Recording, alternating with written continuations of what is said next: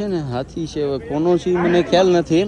કે એક ઇનામની યોજના એવી મેં રાખેલી હતી કે બે બહેનોના પેપર છે, જેને પહેલો નંબર આવે ને થોડાક પૈસા વધારે મળશે. કેટલા માર્ક આવ્યા છે બેન તમારે? બીજા નંબરનો વિનર છે બરાબર હેતવીબેન, એને આપણે આપવામાં આવી રહ્યા છે 200 રૂપિયા. ભાઈ અમારા ગામમાં છે ને બાજુનું ગામ એટલે કે બરુંડા ગામની અંદર ટૂંકમાં અત્યારે છે ને રામકથા બેઠેલી છે. ખરેખર યાર તું હવે છે ને બહુ મોટો સેલિબ્રિટી બની ગયો મને એવું લાગે મારા મિત્ર.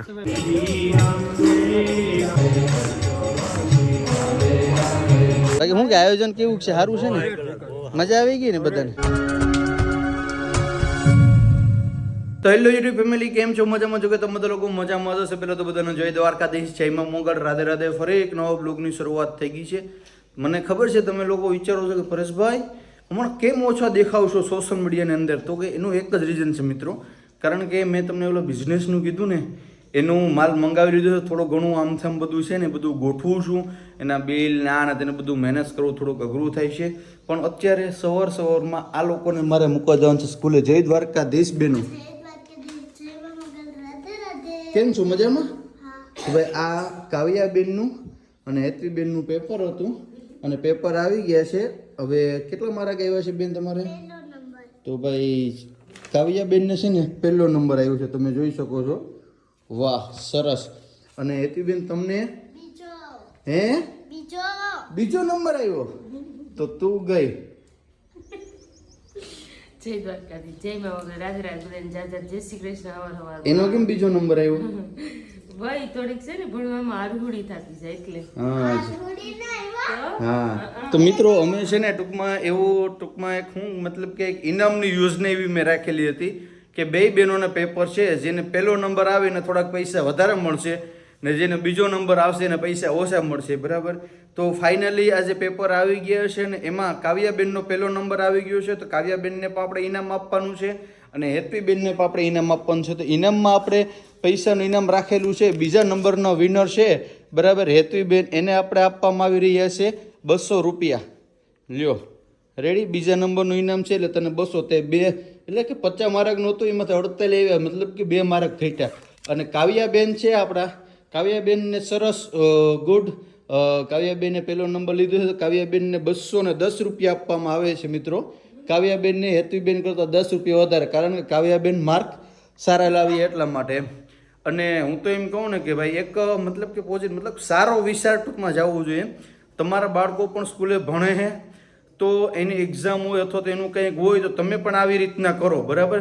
કે ભાઈ ટૂંકમાં તમને ઇનામ આપો, મતલબ કોઈ પૈસા આપો, ક્યાંક ફરવા લઈ જવાનું કહું, તો એનાથી મિત્રો ફાયદો શું થાય કે તમારા બાળકની અંદર એમ થાય કે ભાઈ મારા પપ્પા મને આ લઈ જાય, કે મારી મમ્મી મને આ લઈ જાય, કે મને આ આપશે. તો એનાથી તમારું બાળક ભણવામાં પણ થોડું ઘણું હોશિયાર થાય ને મતલબ કે એને પણ ટૂંકમાં મજા આવે. આવા કંઈક નાના મોટા ઇનામોની યોજના પણ તમારે રાખતી રહેવી પડે. હાલો તો એ બધા પૈસા છે ને ગલ્લામાં નાખી દેવાના છે અને પછી આપણે ગલ્લો પણ એન ટાઈમે ફોડશું બરાબર, ભરાય ત્યારે એમાં પણ જોઉં કે કેને વધારે છે એ કા. હા એ તારા તો ઓછા જ હે નહીં, આના વધારે હે. એનું કારણ શું છે? કારણ કે કોક આવે ને તો ઓલી નાની છે ને તો પટાવીને પૈસા એ જ વધારે લઈ લે બરાબર. એટલે આ શેતાન છે એમ.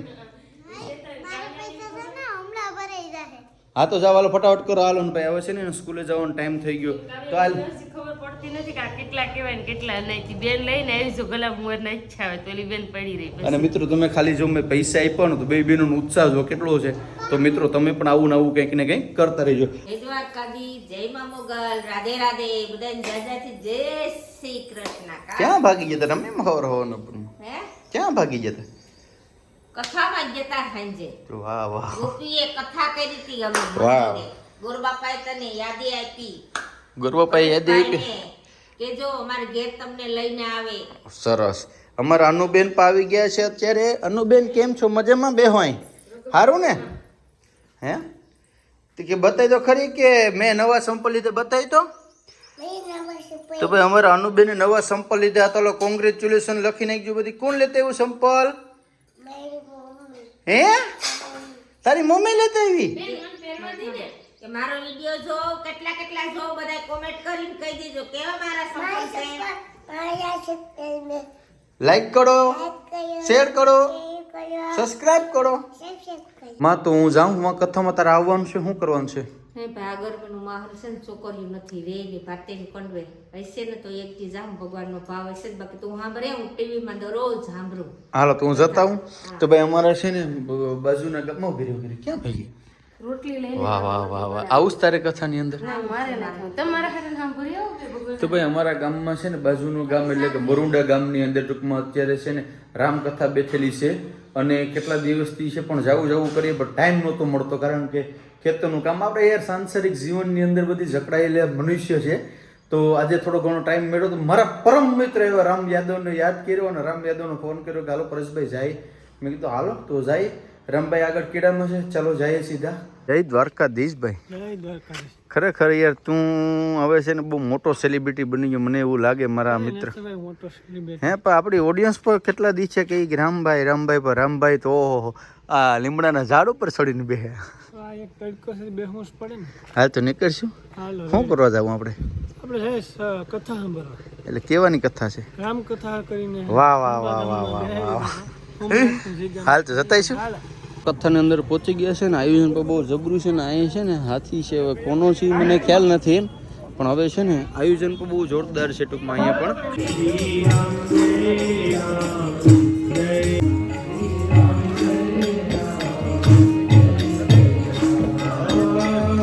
કઈ તકલીફ હશે ઘણા સંતો પાસે જાય છે કોઈ દુઃખ લઈને કોઈ તકલીફ લઈને પણ રામ કથા એવી ત્યાં તમારે કેવું પડે કે મહારાજ મને આ તકલીફ છે મને આ દુઃખ છે મને આ સંકટ છે પણ દુનિયામાં એક રામ કથા એવી છે કે જ્યાં કોઈ તમારે દુઃખ પ્રગટ કરવાની જરૂર નથી કથામાં બેસો એટલે દુઃખ આપોઆપ જતું રહે.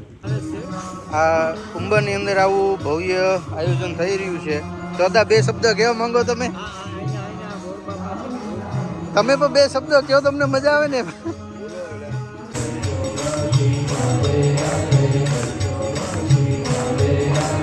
કથા જે સાંભળવા આવે છે એના માટે અહીંયા ચા પાણીનો સ્ટોલ પર રાખેલો છે. બહુ સારું એવું આયોજન છે.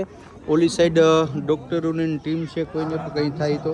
અને ભાઈ ઓમનાથ મંદિરની અંદર આ પાવન ભૂમિની અંદર આવું કાર્ય થઈ રહ્યું હોય ને અમારા રામભાઈની હાજરી હોય આહા મજા જ આવ્યા કે ને? તેરકો લાગે? થોડુંક તો સહન કરવું પડે ને. રામ એમનું થોડાક મને મારા વાલા સાંભળવા આવ્યા શું કે ચા પછી પીજો તમે પેલા બે શબ્દ બોલો. કથામાં આવ્યા કેવી મજા આવી? હે એટલે ચા પીવા આવ્યા કથા સાંભળવા આવ્યા? દેદેશભાઈ શું કે આયોજન અહીંનું? બાકી શું કે આયોજન કેવું છે? સારું છે ને? મજા આવી ગઈ ને બધાને? વાહ ભાઈ વાહ. તમને શું કે હે દેદાવાળા નથી આ સમસ્ત ગામે ભેગું થઈને અમનાથની જગ્યામાં કે રકેબી હવે કે શું કરવાનું છે? ધોઈ નાખો હવે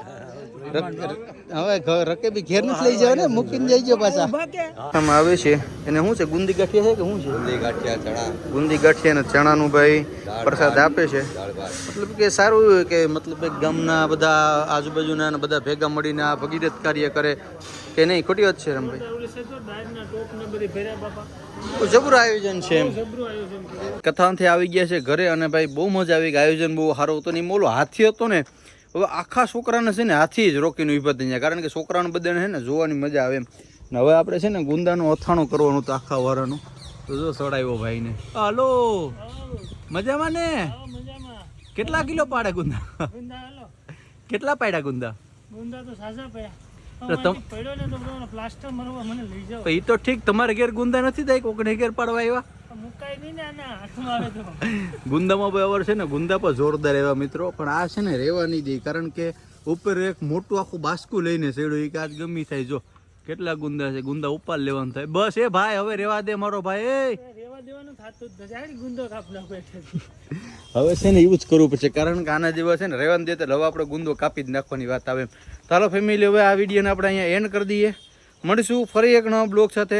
જય દ્વારકાધીશ, જય મોગલ, રાધે રાધે, બાય.